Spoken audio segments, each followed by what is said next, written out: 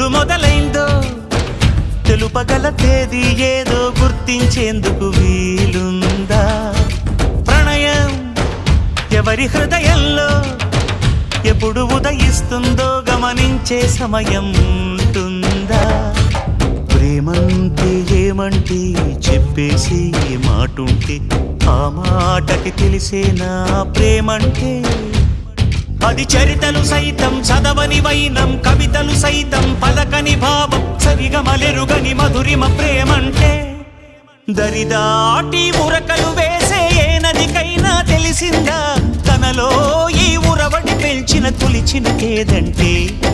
సిరిపై రై ఎగిరే వరకు చేనుకు మాత్రం తెలిసిందా తనలో కనిపించే కళలకు తొలి పిలిపేదంటే?